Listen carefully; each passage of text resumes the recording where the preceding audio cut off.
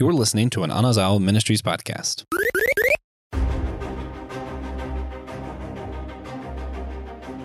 How was the Sith ideology of the Rule of Two created?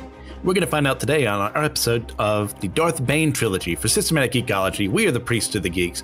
I'm your host, Christian Ashley. I am, of course, joined by the true Dark Lord of the Sith, the one who has been in the shadows this whole time, just biding his time, waiting for the right moment to lead the galaxy in his image. TJ Blackwell, how you doing, Darth TJ? Sidious. Oh, yes. Excellent. So, TJ, what have you been geeking out on recently? Final Fantasy. Which one? Just 4 specifically, okay. But I just completed 4, 100%. So I was going to try to move on to 13 because that's one of my other favorites. 13 too, actually, but not available on the PlayStation 5. So I'm gonna go through 7. Okay. See, on my end, I don't think I've mentioned this before, but I'm going through the entire Pretty Cure series, which for those who don't know, it's a magical girl series anime, and I'm having a lot of fun. I mean, yes, Pretty Cure 5 or whatever the heck it's called now. There's a lot of spinoffs. There's a lot of stuff all over the place. It's just good, wholesome fun for the most part. So I really enjoy that. But we're not here to talk about magical girls. We're here to talk about a magical man and his ability to change forever the trajectory of the galaxy based on his ideals. We are, of course, talking about Darth Bane, who some of you may know, some of you may not. He did appear in the Clone Wars, or was it the 6th season or something like that for briefly. Yeah. He's been in other media as well, of course. But TJ, why don't we go book by book? You start, I'll do the second one, then you'll do the third one. If there's anything we missed that we want to talk about, go ahead and bring that up. So why don't you explain, what is this trilogy about, starting with the first book? So Darth Bane, Path of Destruction, the first book, shows us not only Bane's backstory, how he got his name, how he was raised, all of it. Takes us through his upbringing with an abusive father and into his forced labor career as a miner of cortosis, and his fall to the dark side, I guess you would say. It's not really a fall, in my opinion. More like a gradual turn? Yeah. An inevitability? Yeah. The victim of his circumstances, really. Oh, yes. But it takes us through his rise to power, meet his apprentice. That's, without getting real deep into it, that's pretty much what the first one's about. Yeah, that's a good way to put it out. As far as the second one, Rule of Two is about, it starts after the end of Path of Destruction, where Bane and Zana are getting off of Ruzon and him going to figure out some stuff about himself. How does he want to run this? Is Zana worthy to be his apprentice as he goes to various to Duxon to try and learn more about the, who was it on Duxon? Was it Frieden Nad? Yeah. His tomb, to see if he can learn the secrets of that holocron to become a little bit more. He gets his Orbalisk armor for the first time as Zana is trying to figure out her place in this. Does she actually believe in this? Like, do the Jedi believe that the Sith are still around? And we have an ultimate confrontation where a lot of really good plays are made to make it look like the Sith no longer exist. So next up for the third one, TJ. Yeah, so the third one is Dynasty of Evil. And this, it's kind of like our classic curve. Zana, gets the craving for power that Darth Bane talked about. Darth Bane takes a second apprentice, which breaks the rule, but whatever, Bane, that's cool. And it shows us his fall. He fights, one of my favorite fights, personally, in Star Wars. It's just a shame that it's only in this book. Yes. But him fighting the group of Jedi that get sent to kill him is awesome. It's just... Absolutely. It's so good. But we do get to see... I don't want to spoil it, but this is a recap of a trilogy that came out like 10 years ago. So... Yes. We do get to see Zana take over Darth Bane. Darth Bane gets into the Sith sorceries. He unlocks the holocron. He gets his own holocron. It's good. The other apprentice is an interesting character. If I felt a bit rushed, Darth Cognis. Yes. And we get to see him die. Or do we? That's the rub. We'll talk about that later on. I'm more than sure. So, TJ, what was your introduction to the character himself of Darth Bane? How did you find out about him for the first time? Oh, I read the books. I read the books before we even had cable TV. Okay, so were you big into like Legends at that point in time? Is that where like you first you knew these books were coming out, so you had to read them? No, so I was at the point where I read these. I think when I read them, the third one hadn't come out yet, but I wasn't like super early on the jump. I was just reading a lot of Star Wars books all the time because our library had most of the Legends books. Mm-hmm. So I was just reading them. And I was reading one, I might have been reading Tempest, and I was just looking at the timeline in the front of all the books, which is a great part of the Star Wars Legends books. I always love that timeline. It's so cool to see. Mm-hmm. And I just saw Darth Bane on there, and I was like, that sounds good. I'll read that next. Then I did. Yeah, I think the first time I heard about him would have been... I know I'd heard his name, but the first time I actually remember seeing him was in the Legacy comics that they have, which takes place about, I think it's like 130 some years from the Battle of Yavin, where Jedi Order has been not wiped out, but they've been raised, and you get Darth Krayt as the leader of the Sith Order, and he is going up against all these holocrons to try and glean knowledge from them, and Bane is one of the ones he tries to learn from. It's like, oh gosh, this guy looks cool. Who's he? So as time went on, explored more, and then the books came out, like, okay, yes, I'm all about this life. Yeah, it's one of my favorites for sure. I want to say he's like tied for first or second of my favorite Star Wars characters, depending on the day. Yeah, I don't know where I would rank him. He'd definitely be high up there. I mean, because my favorite is Jaina Solo. And I think, Kyle Katarn is like right underneath her, and then Luke, just to frustrate Josh. Yeah. But what? Go ahead. It's Maul and Revan and Bane. All. Oh, yeah, Revan would be up there too. All right, so what is it about Bane that makes him so captivating as like a character, in your opinion? I have no idea. Fair enough. Like he got it out the mud. He was raised horribly. Yeah, the rest of his life is just him getting his revenge, pretty much. And he doesn't do that thing where somebody's like, well, I'm going to prove them wrong. He kind of is like, well, I'm going to prove my dad right. I'm going to be the bane of everybody's existence. That's so true. It's just so amazing to see his journey from this nobody, absolute nobody. No one would ever look at him twice, outside of the fact that he's kind of tall and imposing. But then he goes to Sith soldier. Then he goes to Sith apprentice. Then he becomes a master in his own right and completely annihilates a Sith army without raising a finger, making them believe this is what they have to do, creating that thought bomb that kills them and also a bunch of Jedi too. It's a brilliant, just his tactical mind, because he doesn't start off the books very tactically. In fact, it's the exact opposite. He gets in brawls. He bites people's fingers off and gets in trouble with Republic soldiers. And yeah, to see that journey of him is like what really compels me to learn more about him. It's like, this guy goes through a lot of growth, and I really appreciate that in a character. Yeah, a ton. It's just, you get to see it so clearly. He starts off as nobody with nothing, and then becomes one of the greatest Sith Lords of all time. All right, well, going into the trilogy proper, what would you say would be your favorite out of all of them? My favorite, probably Path of Two, or Rule of Two. Rule of Two. Yeah, they're easy to mix up. Yeah, but I love these books. I don't really like the final confrontation between Bane and Xana. Mm-hmm. So the third one's probably my least favorite, but I think the second one might be my favorite. I think I would second the third one being the worst. I mean, and that's the worst of like quality stuff. So it's not like, it's like a 3 out of 10 or anything like that. It's just like, comparatively speaking, it's not as good as the others.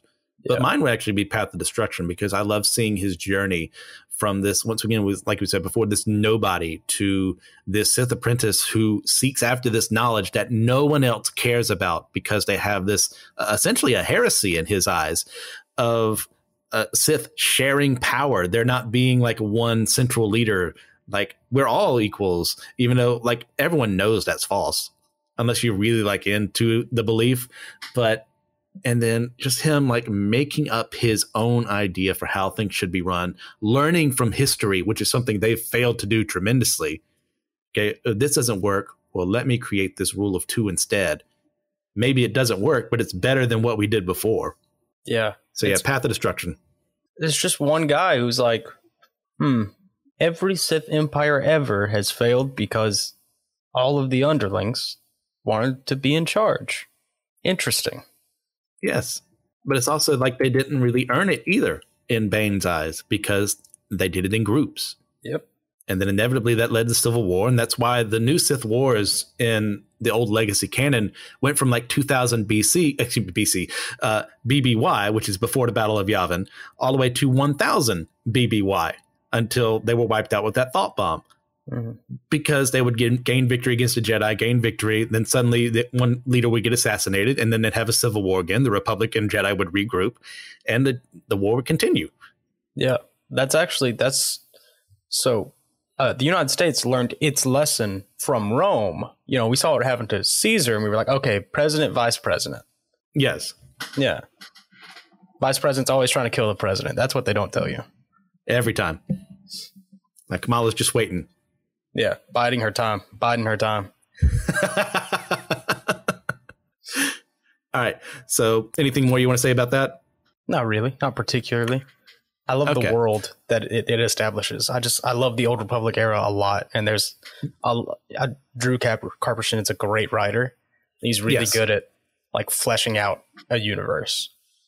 100%. This definitely adds a lot of depth to the galaxy, exploring these worlds, some of which we've never seen before, and just to fill it in with characters and creatures and alien species that obviously in a galaxy this big would exist, and give them some substance. I really appreciate when writers do that. So out of these 3 books, and I know there's a lot of characters, but do you have a favorite amongst them besides Bane? Oh, besides Bane? I do like Xana as a character a lot. Okay. What about her in particular? The Sith sorcery, like deciding to just get really into Sith sorcery instead of just using the Force or being really good with a lightsaber. It's really interesting because no one else really does that. Like Sith sorcery is probably the least popular, like, I guess, combat style. Yes. I mean, especially with old Legends canon, Palpatine kind of focus more on the Sith sorcery side of things than lightsaber combat and stuff like that. So it's neat to see that too, because you're right. It's very rare to see someone focus on that compared to the strength and power you get from overwhelming your opponents in physical combat. And that kind of like makes her a perfect foil in a sense for Bane, and like how she seeks the dark side differently than him. So I really appreciate her character too. But for me, actually, mine's not really a bit player, because he is very important to the series, but it's actually Caleb, the healer. And I really appreciate a very nuanced character like him who will treat anyone regardless, because that's what he believes. Like, I am a healer. It is my job. Sith, Jedi, soldier, rebel, terrorist, what have you. Like, you come to me, you're going to be under the best care in the galaxy. And to see his will of, man, Bane took advantage of me one time by putting my daughter in trouble. I can't ever let this happen again. It's the one time he broke his rule. And now to see her journey too later on of, eventually rising to power as a princess on Doan and all this. But like that moment of, you see this father who gives up everything in his life that he's ever held dear just to keep her safe. And it still doesn't work. It's a very tragic story. Yeah. Yeah. Caleb's story is good. And it's integral, because that's how we get Darth Cognos eventually. Yes. Which, by the way, her ability of the Ikachi thing of like seeing memories, as for those of you playing Jedi Survivor right now, like it's kind of that psychometry or psychometry, however the heck you say it, of touching an object or being around an area and like you can actually see the events of the past. I love that so much. It's a great way to introduce things that characters wouldn't be able to know. So that was a really great job by Kapierson in that regard. Yeah. All right. So all that being said, one of the things that is a major focus of this series and the way some of the things that Bane says and the way he teaches is that the Jedi Order is showing a ton of weakness and actually defending the people under their protection. Whether that be kind of like in his own life, no Jedi came and said, hey, you guys are oppressing these people. You've got this very obvious scheme here to where people will never be able to pay off their debts. So you basically have wage slaves for the rest of your life. And that's horrible. No Jedi came and saved them there. Then you have that was on Apatros. Then you have like their willingness to believe that the Sith were wiped out for all time on Rusan. Like they just wanted the war to be over that much that even when rumors came up and you had qualified people saying, hey, like there's a Sith out there, they didn't follow it because, well, that would ruin the narrative of the Sith all being gone. And then finally you have like, when it comes to that Doan conflict, like they only really care about the Sith artifacts that were unearthed and not the miners that were being oppressed by their government. Once again, kind of a very cyclical thing. So like, how valid do you think his criticisms are? And how can we avoid doing the same in our own churches? Well, it's definitely valid criticisms. He's a smart guy. He's a product of the world. And that's what he's, out to stop, sort of. It's almost a noble goal for a Sith Lord. But as far as stopping or preventing that in our church, that has to happen at the top level. Just not taking advantage of people. It's not something you can just say like, hey, don't do that. Normally it's something that was kind of ingrained as a policy or a system that just kind of isn't thought about anymore. And that's how those systems of oppression come into being. I agree with that assessment. I mean, not everyone listening is a leader in the church, but there are some who are. And one thing we always have to be careful of when we are leading in certain regards is to make sure that we're doing something for the benefit of others and not just our own glory, which as a very prideful person is very hard for me to learn that lesson over and over again. I've had to be humbled many times in that regard. So thank God that he is God and I am not, because I would have given up on me a long time ago. But yeah, how do we prevent that from happening? Well, sometimes we can, but we need to vouch what we're searching for in our leaders. Let's see who they are as a person. Is there anything we should be worried about in regards to taking over control of things and not listening to someone else, or just being too much of a micromanager? It makes everyone under them like feel oppressed, even though like in their minds, they think they're doing something good for the benefit of everyone. Like, how do we do things like that? It's hard. Usually it takes a good close group of consultants. Basically, you got to have people around you that you can trust to tell you when you're doing something that isn't right. Absolutely. I mean, when you look at, you just look in history in the Bible you start with Moses, and he had, after a while, after talking to his father-in-law, Jethro, it's like, hey, you're taking on too much responsibility of your own here. You're getting run thin. You can't do that. Well, leadership, sometimes things slip through the cracks if you're taking care of everything, and you just don't have all the time in the world for that. So you need people you can trust. You need a group of deacons or what have you to not delegate, so you don't care, but like delegate so like things can get done and no one gets hurt in that time. I mean, you look at, essentially with Moses and Joshua too, like Moses trained Joshua to be that leader. But then after Joshua, became leader, who does he have as his number two? We don't see one, at least in the text. And then as a result, Israel loses its way. Yeah. So as far as like the Jedi side of things is concerned, it's a very valid criticism in my point of view, in that, well, number one, speaking of being stretched thin, they just had an entire war that has decimated the order. And the fact that they are like just taking children as quickly as possible the moment they sense any bit of force sensitivity, which is how Zana ends up on Ruzan to begin with. Like they're stretched thin. And now in their minds, the one thing they don't want to do is continue a war that costs them a lot of really good people. So I get that mindset. It's not very healthy. It's not very helpful. And we do see Farfalla when he does finally have that information that, oh, there is an actual legit Sith Lord out there. Let's go do something about it. Like something gets done. But that took 10 years. Yeah. And think of all the people Bane and Zana screwed over in those 10 years that could have been done if they had believed the initial reports. Yeah. It's, I don't know. It's not really a boy who cried wolf situation, but it feels the same. It's like, oh, no, you're wrong, clearly. We know more than you, actually. We killed the Sith. No, you didn't. Yeah. You killed a healer's son or cousin. I forget. Some familial relation. But maybe trust your people. Well, into like there's a call in the church to look after the oppressed, to look after the afflicted. And the Jedi Order is one of their jobs is to do that in this series. Well, in Star Wars as a whole. But there's not that many of them. They can't go everywhere. And like, well, there's that very idealistic notion of we should be able to inflict change on the world because it's the right thing to do. It's like, yes, that's absolutely the right thing to do. They should be able to go to Apatros or Doan and say, hey, you are treating these people unfairly. Look at the conditions they're under. Like, money is not better than the lives being affected here. And, you know, regulations need to be changed and stuff like that. Well, I'm sure the Jedi are doing that, but they can't be everywhere at once. And even then, once again, they can't focus on these matters at the time because there's a huge war going on. And that's not fair. That's not fun, but it's reality. And same thing, like the church can get spread too thin for its own good. It's like, focus on what you can see around you. Definitely continue to send out missionaries, stuff like that, and see if you can have change happen that way. But there's a reason Jesus says start in Jerusalem, then Judea and Samaria, then the ends of the earth, because one is more doable than the other two. All right.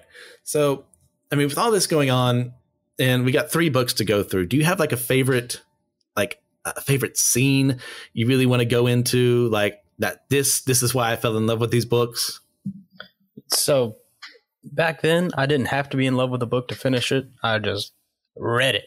So I didn't need that moment to get through. But the moment where I decided that, like, this is it. This is the pinnacle of Star Wars legends. I read this before I read Revan.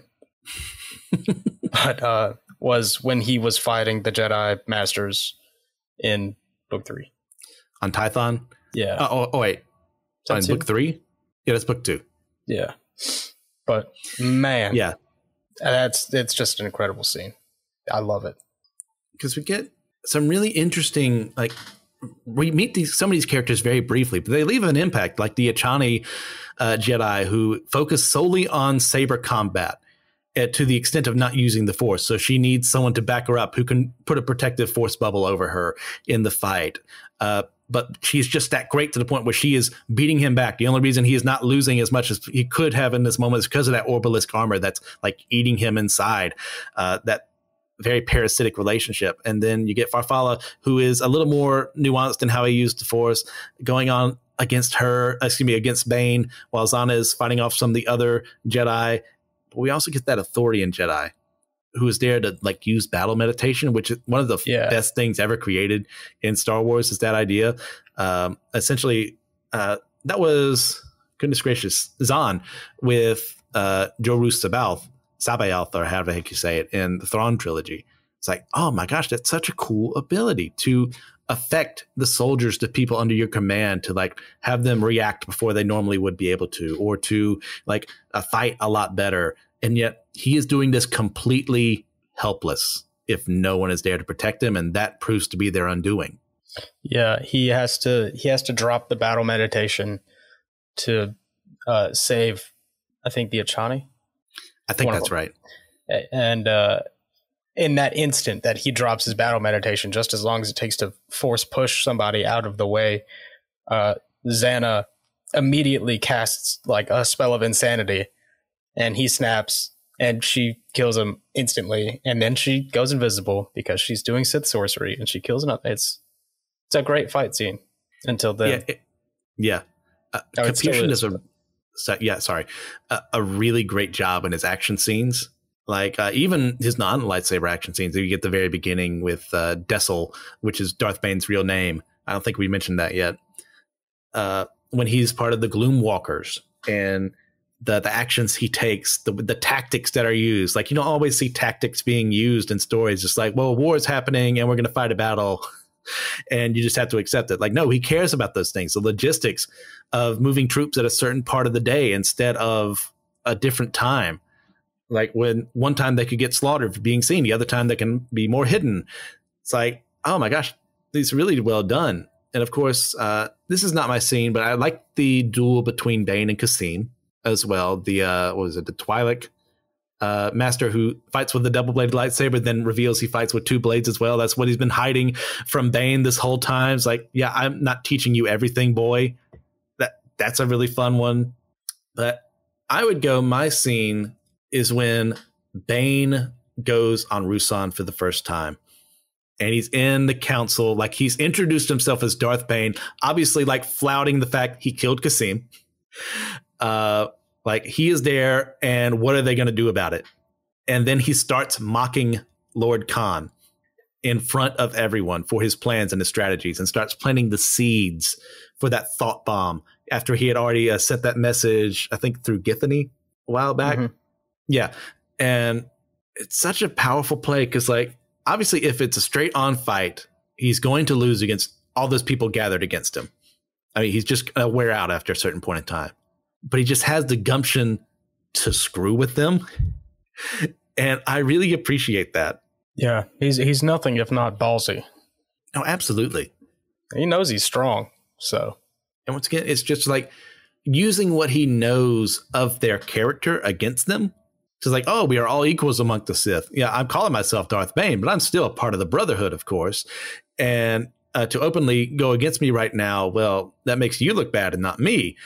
And just planting those seeds of discord that, oh, just use this thought bomb. Don't worry about the implications of if it, falls back on you and you all get wiped out. But just like, here's this gift I've given you. Like, I learned this. I was so wrong to ever leave. It's such a very Sith thing to do. And I really appreciate it. Yeah, he really embodies what I think is like the perfect Sith. Like he's well versed in everything except for sorcery, and even sorcery, he knows more than most. Yes. Which is any at all, but still. And I think I really like him in the fact that as someone who really likes to research things, I mean, assuming my morals are off, I'm a Sith in that situation, that's exactly what I would have done. Gone to the archives and say, okay, well, what happened before? How do we think about this now? How do I apply some of the lessons I've learned from how people screwed them up in the past or succeeded at?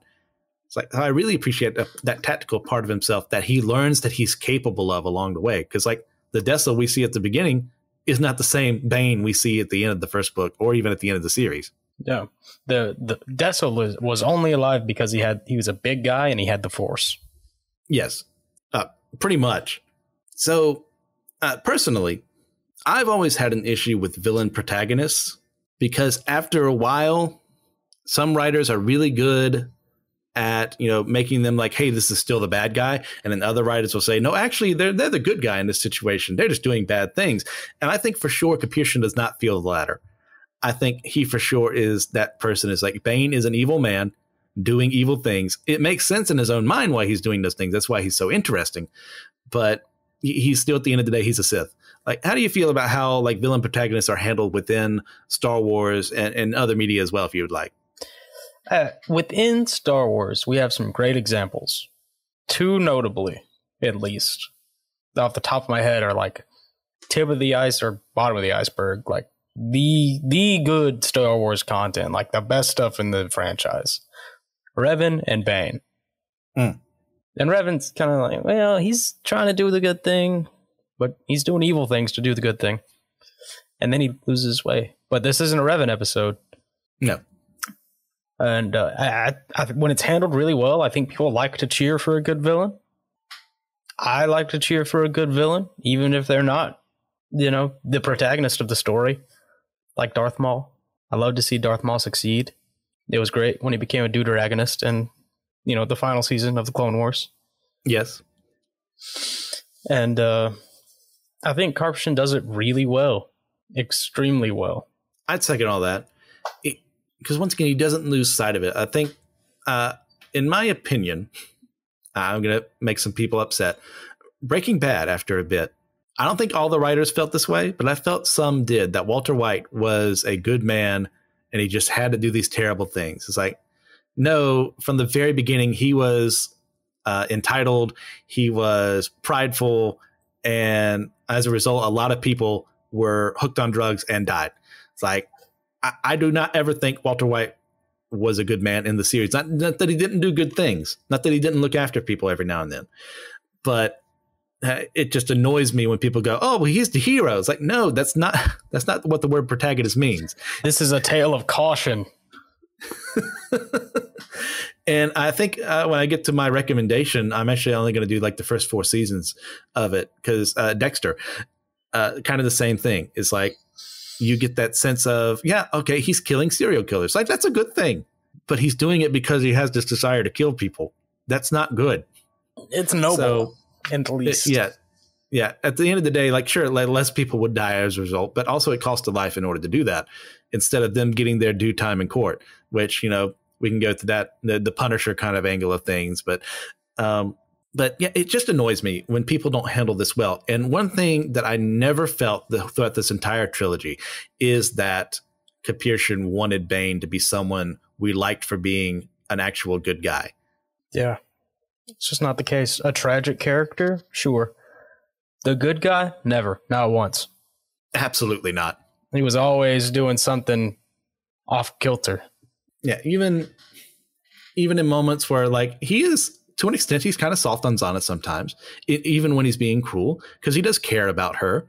That humanizes him a little bit, but it's all for the purposes of continuing the rule of 2. Yeah. All right. Yeah. Anything else for that? I'm good. Okay. So in light of that, we kind of mentioned earlier, it kind of leaves on a bit of a, not necessarily like cliffhanger, but like a moment of, is this actually happening? Where Zana wins the fight, the final duel against Bane. But earlier in the book, he had sought after the holocron of Darth Anazao and found a way where he could possibly transfer his spirit inside of someone else's body. And there's a moment where she kind of uses that hand gesture he does, if I'm remembering correctly. And you go, wait, is Zana in control or Bane in control? So if this series had become a tetralogy and not a quadrology like I thought it was before I researched this, what would you have liked to have seen happen? Yeah, so for the 4th book, big fan of Darth Bane, big Darth Bane homer. I kind of agree with Darth Bane's philosophy, motivation for looking for that holocron to transfer his spirit into another body, because I don't think Zana's strong enough to do it. I don't think she's strong enough to be the Dark Lord of the Sith. She won the duel, so, whatever. She wouldn't have if he didn't get the Orbalisk poison from that fight on Tython, but that's beside the point. That's making up my own reasons. Yes. What I would have wanted back then would have been to see that Darth Bane is now in Zana's body and trying to learn how to, keep going on with what he was doing in a completely different body with a completely different skill set. So now, I've spoken before how much I hate ambiguity on this show. And the fact that we don't know who's in charge irks me. So what I would like to have happened is that Bane left just enough of himself, kind of for my Spider-Man fans out there, when Otto Octavius, Dr. Octopus, took over Peter Parker's body, there was just enough of Peter still left there for him to eventually take control in the Superior Spider-Man series. Like, this sense of Zana is in control, but she starts feeling Bane's voice or his presence or something like that. And eventually she realizes, oh no, he's still essentially alive as this kind of force spirit thing, and he's looking to take over my body. Let's have him, like, over certain portions of this novel, take control away from her, do what he would have done instead. But then at the very end, she proved that she had the right to be the Dark Lord of the Sith by beating him in this manner, showing that she had beaten him not only physically, but mentally and spiritually as well. Yeah. I do think that Bane it didn't work and Bane just lost. I do think Zana's in control, but that's partially because Cognos was there, and I think Cognos interfered. Kind of clouded Bane's ability to use the Force to his fullest capacity. Yes. That's whatever. I just want to know that if he had the chance to do it again, would he go back and get the Orbalisk armor again on Zana's body? I would. Yeah. I mean, you think with her being able to use Sith sorcery, maybe there's some way that the drawbacks wouldn't be as bad compared to him when he was infected with the parasites, because they were so useful to protect him, while at the same time he was under constant pain. They were constantly feeding off of his dark side energy. So, like, they're pros and cons, but, like, would she be able to do it better than him? Maybe. Possibly. But it also helped that he was big and strong. She was not that. Yes, very true. Yeah, physically, there's a big difference between the two. But on the Force side of things, I don't know if she may have an edge in that regard. It all depends. Like, because she may even be able to make friends with the parasites. Like, Luke in some Legend stuff has done this before. I think it was Trusa Bakura, had like a parasite or something inside of him, and he contacted it in the Force. And like, hey, buddy, like, this is bad. Be my friend. It's a little more nuanced than that. But there is precedence for something like this happening. Yeah. Anything else you would like to see in a particular tetralogy? Not necessarily. Not one thing in particular, at least. I would watch Darth Bane do anything. Fair enough. I would like to see how Cognis is as an apprentice. I would like to see how Zana would train her. Like, what did she learn from Bane? How would she do things differently from him? Right. Learning Zana's actual ambitions aside from just kill Bane. That'd be good. Fun. Yeah. All right. Well, do you have anything else you'd like to discuss before we wrap things up here? Yeah. Darth Bane has the coolest character design I've ever seen in Star Wars, in my opinion. I'm not talking about the comic books. I think it looks kind of chunky and weird. But just theoretically, like, covered in snail armor, cage helmet, which I feel like a lot of artists leave out of when they do Darth Bane. It's like he has to wear a helmet, a cage helmet on his head, or the snails will crawl over it in his sleep. And, like, sure, he can take it off during the day, but it's there. And his lightsaber was hooked like Count Dooku's. They also usually ignore that. Mm-hmm. That's awesome. That's a great design for a lightsaber. Oh, I see. Obviously, this being a audio medium, none of you can see what I see, but that is indeed hooked. So do you have anything else you'd like to add before we discuss? Before we wrap things up? As far as Bane is concerned, that's it. That isn't just rambling. Fair enough. All right. So how would you rate and review series as a whole and individual books? Oh, as a whole, the series is 9.5 probably. Okay. The first one is easily 9.5. The second one, probably like 9.75. What's so frustrating? And the third one, Continue. I'm just going to get a 9 from me. Okay. I would give the series as a whole a 9.5. And so same as you in that regard, if I remember correctly, for what you just said. Then I would give the first book a 10. Like, it draws me in. I'm there for it. I want to see his journey from nobody to Sith Lord. Yes, please. The second book, I'll give it a 9, maybe a 9.5 if I'm feeling particularly generous. And the last book, I'll give about an 8. Harsh. So I don't think that works number wise, but you know what? I don't care about any of that. I'm going to give the numbers I want. So thank you all for listening to this special episode. If there's any other Star Wars content you'd like us to talk about, let us know. We'd be more than happy to. Chances are, unless it's the Old Republic, TG and I will know about it. And I'm sure there are other people who've experienced other parts of the Star Wars Old Legends canon. I'm not familiar with the newer stuff as book-wise, so I apologize for that. But I will read something for you if you want me to. They're good. Yeah, okay, that's good to hear. So what is your final recommendation for the audience? Final recommendation, a little book called Star Wars, Darth Bane, Path of Destruction by Drew Karpyshyn. Ah, I see. Well, if you haven't heard that before, that's what you should read. That's a good recommendation. I will say, like I mentioned earlier, my recommendation is the first 4 seasons of Dexter. It's not a perfect show. There's a lot of stuff, especially as time goes on, where they lose sight of the fact that he's supposed to be a bad guy. And that's why I say 1 through 4 instead of 5 through 8. Not to say, or 9 or whatever heck it went. Not to say that there isn't anything good in those seasons. It's just not as good as the beginning. So, guys, thank you for listening to this episode. If you have a moment, please just give us a 5-star review on your podcasting platform of choice just to help us reach more people that way. It's extremely helpful for us.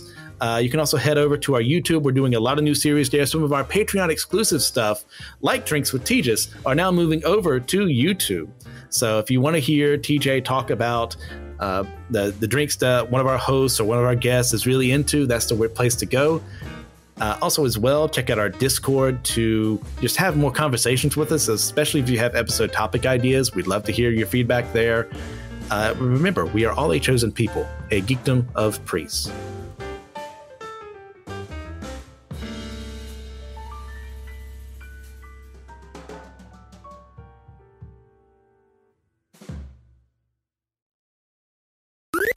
This was an Anazao Ministries podcast. If you enjoyed this show and would like to learn more about our network, be sure to check out the Anazao Ministries podcast network.